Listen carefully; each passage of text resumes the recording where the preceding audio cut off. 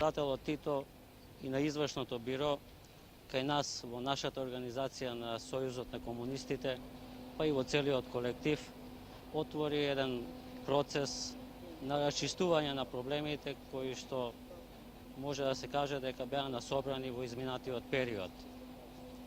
Инаку, ние познато е тоа дека као фабрика важиме за добра фабрика, дека материјално стоиме добро. Меѓутоа, таквата ситуација не доведе да останеме на ниво на самозадоволство, туку напротив, дојдовме до сознание дека и кај нас, покрај сите тие добри материјални услови, постојат проблеми и дека таквите проблеми треба да ги поставиме на дневен ред и да дојдат на дневно видео. Во тие активности на дневен ред беа поставени доста прашања. Едно од основните прашања беше производството, сметајќи дека тоа прашање е вечито актуелно за средини каква што е нашата. Исто така беа поставени прашања од социјалната проблематика, за стамбената изградба, за решавањето на стамбените проблеми на работниците, па преку доходот, личните доходи и така натаму. Така да кај нас се изменија прилично работи уврска со социјалните работи на нашите работници во фабрика. Така, например, стамбеното прашање, порано со нашиот правилник, беше решавано на база на квалификациите. На висококвалификовани зима толку бода, високостручни, средностручни, така да стварно работникот кој имаше со пониски бодови, пониска квалификација не можеше да добие еден стан. Додека сега веќе правилникот со писмото се измени, сега веќе имаме друга ситуација. Така да, например, сега комисијата за стамбени прашања веќе испаѓа доле на теренот према условите на работникот. Гледаме прво здравствената состојба на работникот, болест во фамилијата, онда неговите примања какви се, така према тоа се решаваат и неговото стамбено прашање. За рекреација исто така на нашите работници стои да ние откупивме еден хотел у Маврово, да и таа една можност да еве преку нашата здравствена служба што ја формиравме во фабрикава, да омогучаваме на овие луѓе стварно што се на загрозени места, кои работат на таква прашина повеќе, по 6, 7, 10 дена им омогучаваме да идат на летување во тој хотел, тоест терет на фабриката. Друго прашање за исхраната. Исто така, овде околу 1000 работника во фабрика работат, поголем број се хранат во мензата. Имаме и тоа исторено да во мензата имаме и бесплатни оброци. Нарочито на оние работници кои стварно се загрозени на оние работни места, кои работат по тешки услови, така да им се омогучава да бесплатно храната јадат. Ние ствараме голема акумулација на фабриката и поред ваква акумулација што ствараме, не сме многу сториле за луѓето во однос на решавање на стамбените прашања. Затоа што фабриката брои 970 души, 970 вработени. Ние по оваа прашање имаме доста сторено, али ако земаме у просек дека еден работник со 150.000 динара не може да уплати стан во дирекцијата за изградба, него ние покушаваме на нашите работници да им го решиме прашањата во однос со давање на кредит за уплата на стан. Сега, пошто се наоѓаме во конституирање на организациите на Сдружен труд, ако доходот го ствараме доле во организацијата на Сдружен труд, многу пореални можности ќе имаме за решавање на стамбените прашања директно во организацијата на Сдружен труд, него вака во однос со една централна комисија за доделување на станови. Ние настојаваме преку нашите по право преку органакот на Сојузот на комунистите одредени прашања ги поставуваме кои се во интерес на вработените. таквите прашања наидуваме некогаш и на одредени потешкоти. Фабриката брои 970 вработени и поред ваква акумулација што се створи, лично моје мишлење, а веројатно го делам и мишлењето на останалите вработени, ништо не сме сториле во однос на годишните одмори. Затоа што фабриката кога има таква акумулација и нема свое летовалиште за време на годишните одмори, точно е дека во фабриката постои, по право сме земале едно одморалиште во Мавро, еден хотел, кој тој хотел служи само за рекреација на нашите работници. Али со ова прашање сметам дека не е решено прашањето за годишните одмори. Продолжувајќи активноста по разработката на нацртите на уставите и на платформата, всушност таа активност се надоврза и продолжува на тој начин што би направиле едно резиме на она што сме го направиле во минатиот период, во периодот по писмото, така што сега сите тие наши активности ќе ги сведеме и ќе дадеме резултат и оценка на нашата работа во тој период. Кога би бил делегат на Конгрес, би бил чисто ово што го мислам и би го рекол на Конгресот без никакво уздрујавање, оние потешкоти што ги имаме во стопанството, би ги изнесел онаке како ја што ги сваќам и лично како ја што ги согледува во стопанството.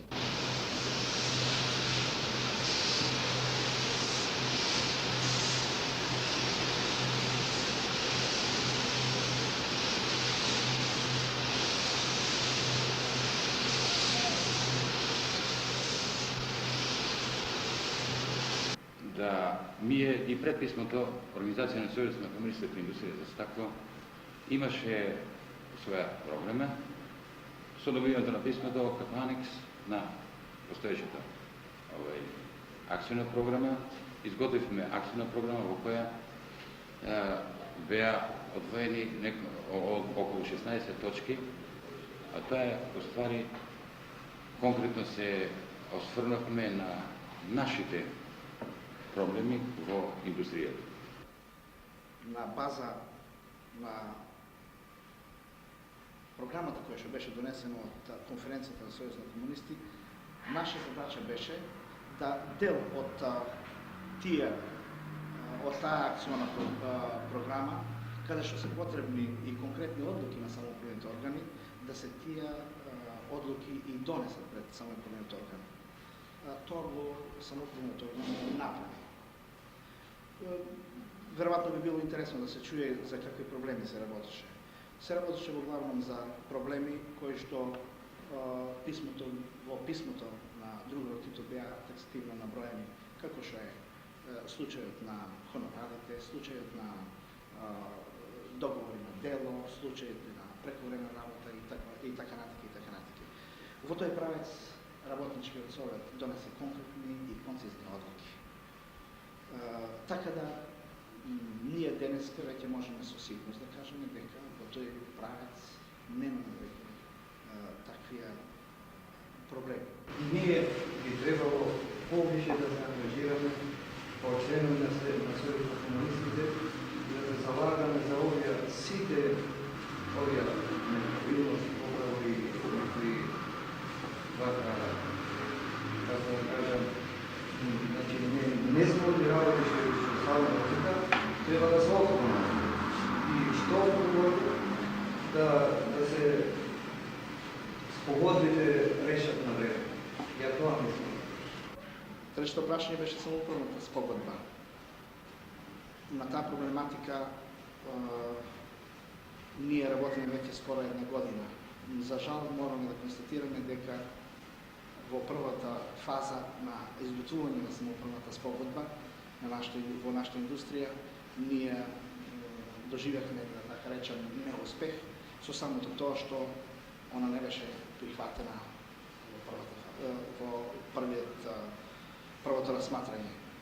Сега припремивме нов материјал, се надеваме дека одиме многу по-организирано и дека до крајот на годината самоуправната спогодба ќе биде усвоена од сите основни организации на Сдружен труд со сите своји пратечи акти кои што треба да ја сочинуваат самоуправната спогодба. Едно друго прашање мене ко личност, кој Динка ме тишти тоа да кај нас, колку што сум ја запознат, зашто ја работам доле у погон, колку што слушам овие дискусии, да кај нас стаклото до пред известно време немаше никаква промена на цени. Се до уназад 1-3 години. Така да кило стакло е поевтино од една минерална вода. Па би требало и на тој план нашите служби да работат, може да се постигне рентабилно работење. Зашто на сметка на тоа, нашите репроматеријали што ги користиме, што ги трошиме, скоро сите се за пола, за 50%, некои за 100% скапи. Како директен производител, да што повеќе се настојава снабдувањето на погоните со репроматеријали, бидејќи ние имавме пред малку време еден добар застојен погон кој што денеска највише ни е баран, најпотребен артикл, најпродаден артикл, а ние стоевме малку време због репроматеријали на тој погон. Ја како член на Сојузот на комунисти и нашата организација, кој што ние свикавме saстанок, инсистиравме на нашиот saстанок на партиската организација, кој што и формираме комисија да го испита случајот зашто се тие застои дојдени и од кој принцип и чива кривица. Дојдовме заклучоци, превидејќи ние знаевме пред малци дека недостигот на бутангас, ние бидејќи работиме повеќе со него, недостигот на бутангас, дојдовме до застои, 1-20 дена. Недостиг на стапчина, поради царинските трошоци недоставени на време, и тука дојдовме до застои. И поради тоа, значи, тука дојдовме до такво мнение дека и од виша сила дојдовме до застои. Ние, поред тоа што имаме своји грешки во работењето и своји слабости во работењето, имаме многу големи тешкоти и од факторите надвор од нашата организација.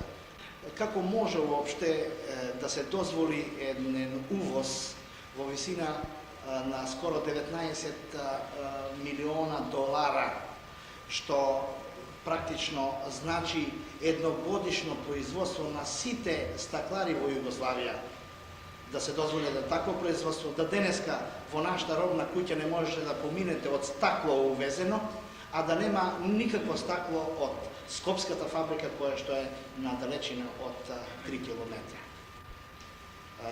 Таквите проблеми нас не тежат. Ние производиме сега поради таквата состојба за лагер. А напротив, нам заедницата ни сугерираше да треба да правиме погони во делови од нашата република, каде што незапосленоста во лоша состојба, по заостанали краеви, и ние спроводиме една политика. Подигаме објекти, а сега испадна да тие објекти што ги подигнаме треба да работат само за залика, заради тоа што немаме кај да ги пласираме. Увозот ни го затвори пазарот на нас. А од увоз во секој случај можат да се набават, ние не тврдиме дека работиме толку добро да би могле да во секој момент да конкурираме страните фирми. Али пак затоа поставаме прашање, кој е тој што му ги дава на трговските организации девизите, кој е што привредата ги ствара, за да трговината затвара привредата. Од друга страна, нашето производство што го ние производиме е таква природа да е последно од оноа дал ќе го купи некој или нема да го купи. Затоа што многу е поважно дали ја денеска имам да јадам или ќе ми треба чаша или нема да ми треба чаша. Нашите производи се стварно скупи.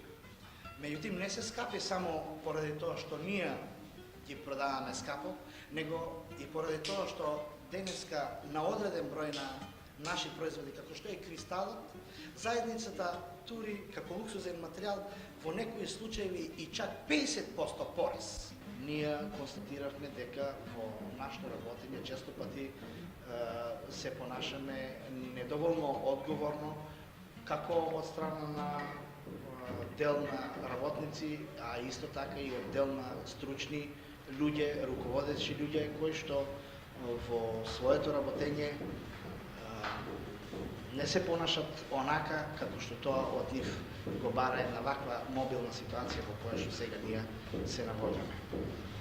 Према тоа велам дека партиската организација во нашата индустрија во целина ќе мора на сите овие проблеми, барем што се однесува на внатрешните проблеми, далеко повеќе да вложи труд и да укажува и да се бори и да бара одговорност на секој член од својата организација, да треба да делува онака како што тоа го барат условите. Во противност, ние како организација ќе грахираме, не ќе можеме да се докажеме, а самим тим и организацијата која што некогаш е била и служела за пример во Скопје, може да дојде во ситуација да се смета како слаба организација, што не ми служела за чест, барем на оние членови на Сојуз на комунисти кои што се од постојањето на оваа индустрија. Ја исто така мислам дека не бевме многу заангажирани ние како членови на Сојуз на комунистите. И не сме секогаш така укажувале на луѓето на грешките што ги прават. И затоа мислам јас, тоа би требало во иднина да му укажуваме на секој еден кој ги сгреши, дека грешката ти е тоа. И мислам со овие работи, значи, ќе раскрстиме на бргу. Членството на основната организација пред малку време беше малце, како би го нарекол, малку како пасивно. После додувањето писмото на другарот Тито, кој што ние, значи, активно се виде сега кај сите членови. Кај сите членови се виде активност и поактивно работење. А се малце тоа беше се уште не е на добро ниво. Се уште не е, jer уште треба многу нешто да преземем. Поголеми акции, поголеми напори за поголеми рентабилитети у нашето работење. Однос за развивање на материјалите по платформата за 10-ти конгрес, ние веќе првите чекори ги имаме веќе превземено, така да на еден состанок неодамно одржан во прошен состав, кој што го имаше свикан секретаријатот на конференција на Сојузот на комунисти при индустријата за стакло, веќе имаме изготвена програма, направено план по граници, да материјалот, пошто се содржува 4 дела, дел по дел да биде разгледан пред членството доле во ограниците на Сојузот на комунисти. Проблемите не би се разликувале многу од она што е веќе зацртано во акцијната програма која што има донесено писмото на Тито и извршното биро. Иначе целта е да ние ги мобилизираме сите снаги во прв ред на членовите на Сојуз на комунисти, а исто така и на останалите работни луѓе, да проблемите кои што се појават да можат навреме се уклонат или барем донесат.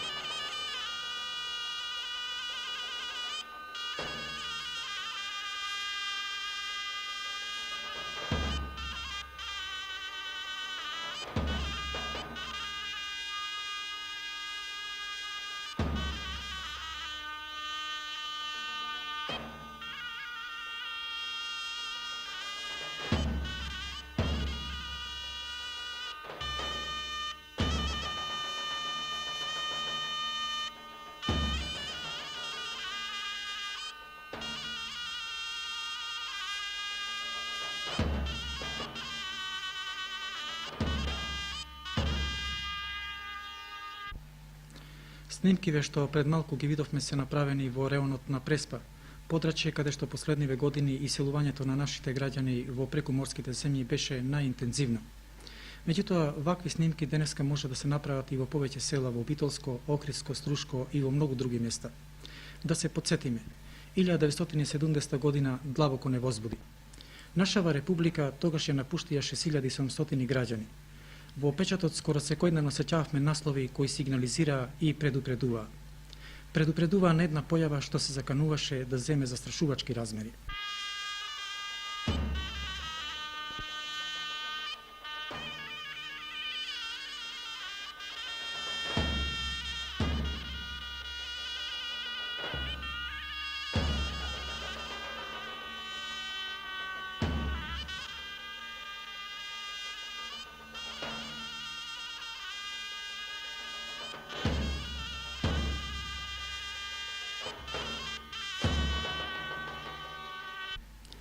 Податоците за се помасовното иселување беа повеќе од загрижувачки.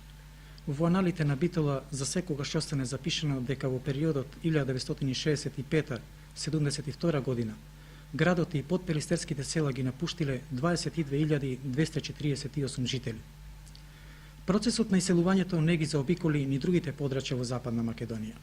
Во истиот овој период Ресен и Ресенско го напуштија 6700 жители, Охрид и Охридско 2300, Струшко 1800. Многу домови беа затворени, многу села останаа празни, големи комплекси земја останаа напуштени и необработени. Согледувајќи ги големите последици што можеа да настанат со се побрзата миграција, како што е познато, во март 1971 година Републичката конференција на Социјалистичкиот сојуз на Македонија одржа тематска конференција на која ова прашање беше разгледано од сите аспекти. На овој значаен собир беше утврдена и платформа за неговото комплексно решавање. Иако од овој настан измина релативно кусо време, сепак со задоволство може да се констатира дека резултатите се повеќе од охрабрувачки. Всушност и интензитетот на иселувањето, особено во прекуморските земји, значително е смален. Еве неколку показатели. Во 1970 година од Битола и Битолско се иселени вкупно 5770 жители. Во 1971 овој број е сведен на 2093, а веќе во минатата година иселенички пасоши побарале само 1129 жители. Овие податоци сами за себе доволно говорат за воорно големите ефекти што ги даде тематската конференција и резултатите што потоа се презедоа оживотворајќи се задачите од платформата. Ваквата слика на Битолската железничка станица е се поретка. Ги нема некогашните жалосни сцени и збогувања. Го нема писокот на зурлите и тапаните кои со сиот свој мелодичен раскош ги натажуваше срцата на оние кои со голема болка и тага во душата заминуваа во туѓина. На општо задоволство, денес се повеќе возвишува сознанието за приврзаност кон родното огниште.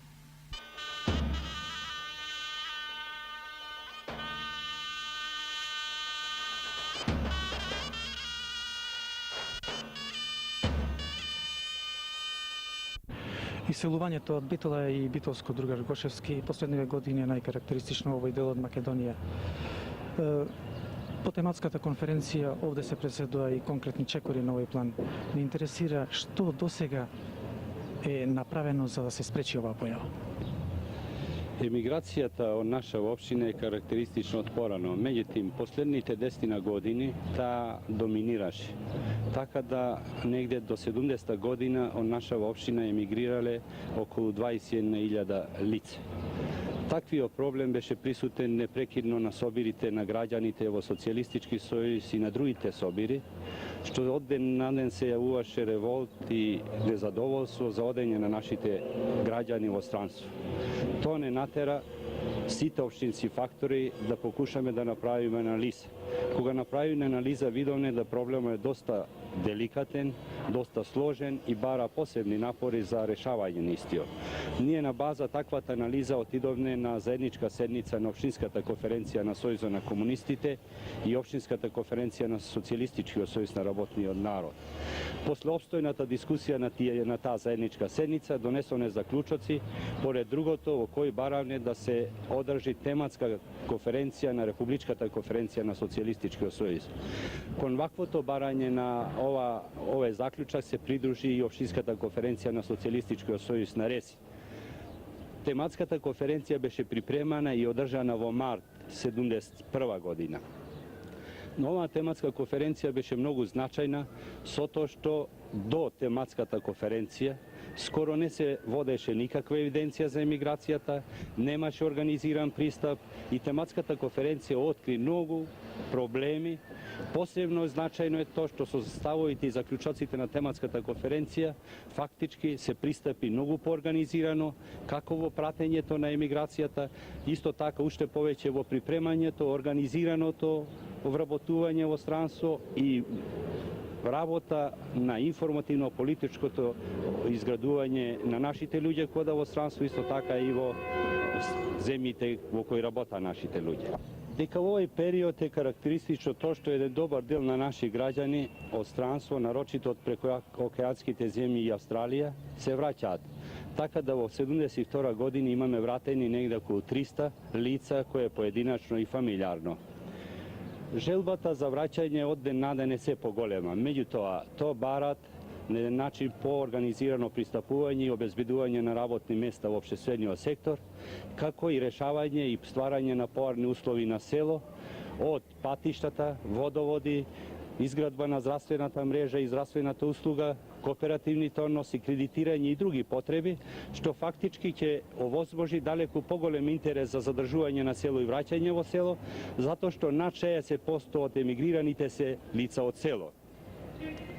Да нагласам посебен многу значаен момент во овој период е тоа се заклучоците на председателството на Сојузот на комунистите на Југославија и председателството на Социјалистичка федеративна република Југославија, што се одржа во февруар оваа година, кои се многу значајни со тоа што веќе по тие заклучоци од сите фактори, надлежни органи, се пристапи многу поорганизирано во решавање на овој проблем, од законското регулирање на ова прашање до морално идејно политичкото изградување, до држење непрекидни контакти и информирање на нашите работници во странство, како и организиран и конкретен пристап за решавање на нашите работници кои се враќаат од странство и за повраќање на нашите работници од странство.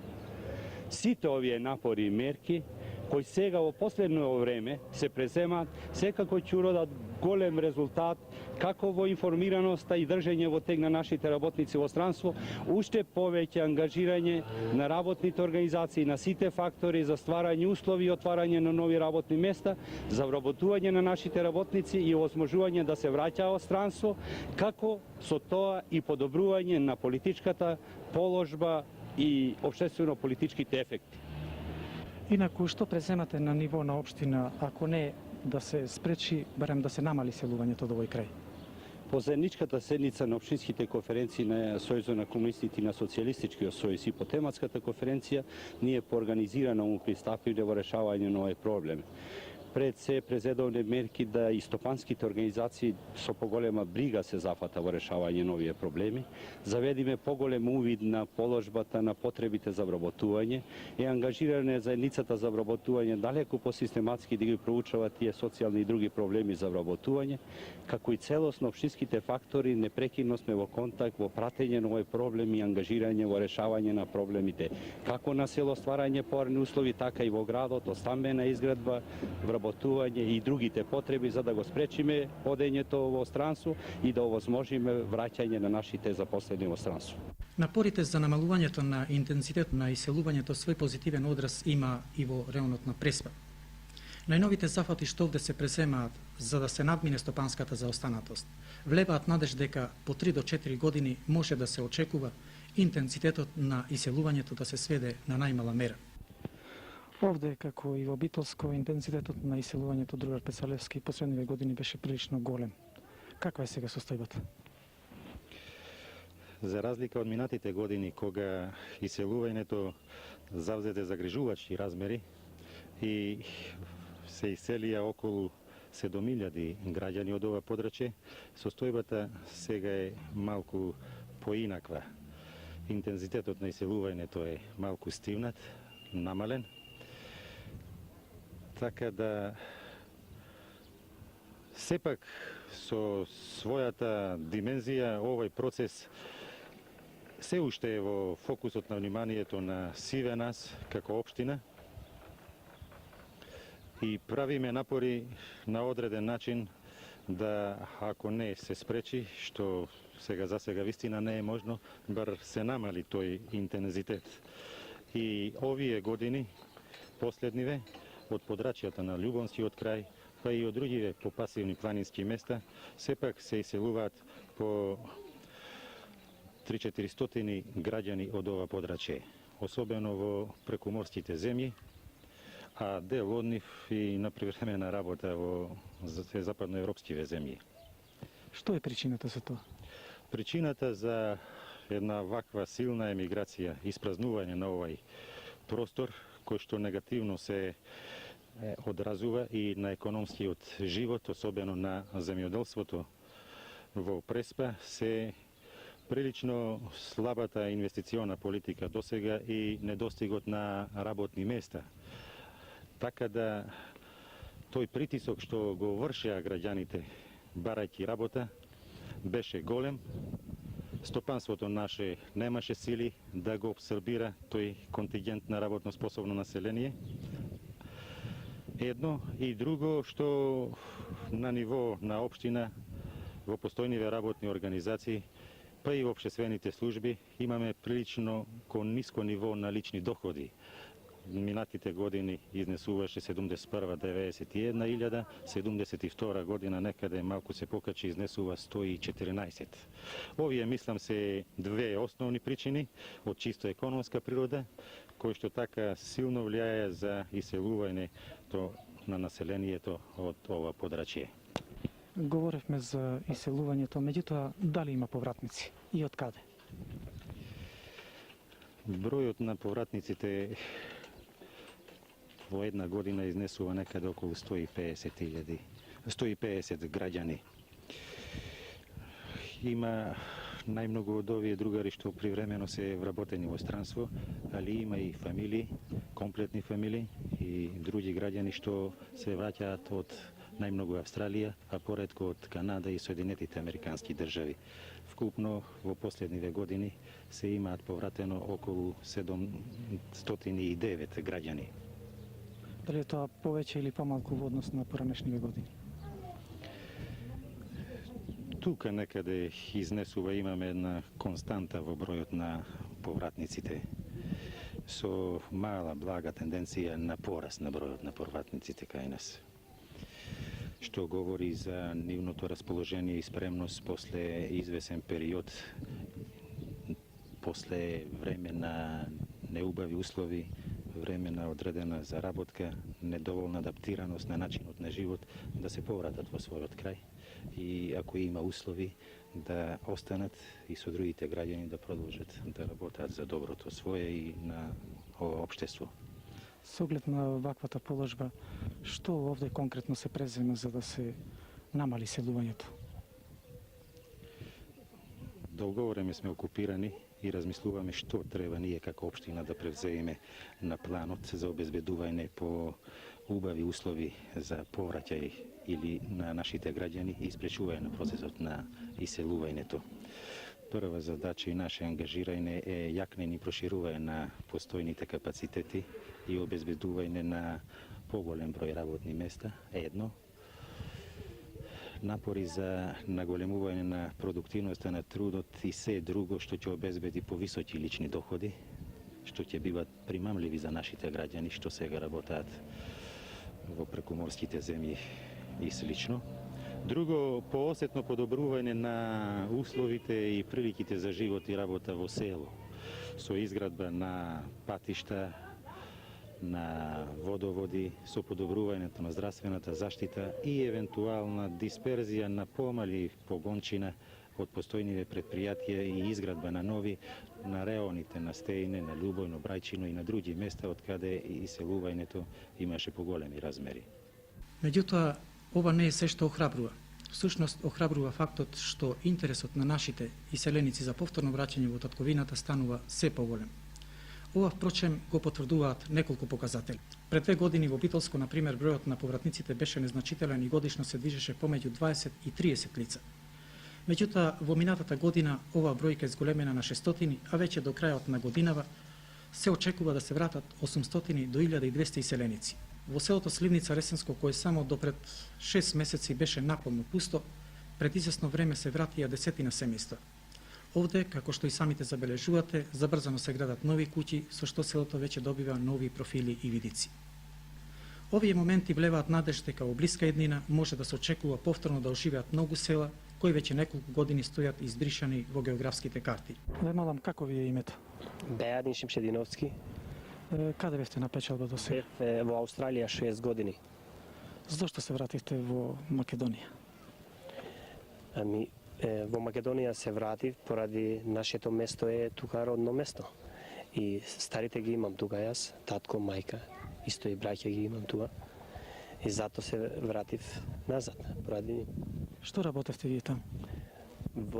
Пред да си одам од тука во Австралија, работав шофер. Напуштив работа од тука и си ојдов таму. Таму една година и нешто поработав како работник на фабрика. После 4,5 години таму поработав исто шофер на мојата работа, што работав порано.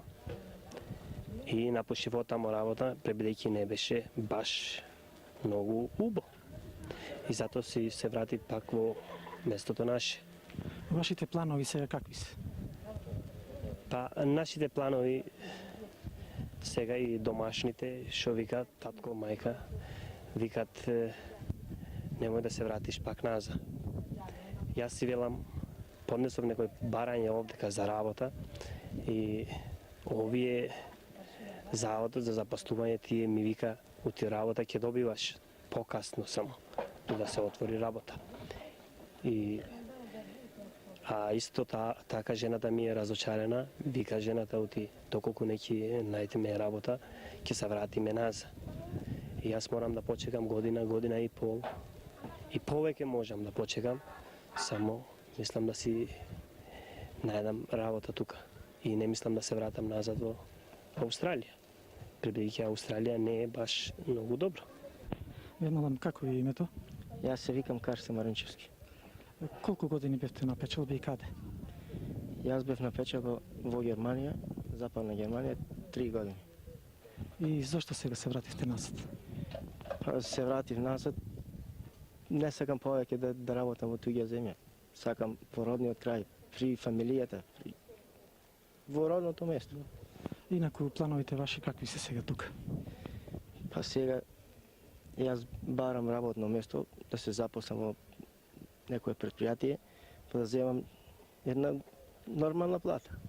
Што ви велат во Општинското собрание?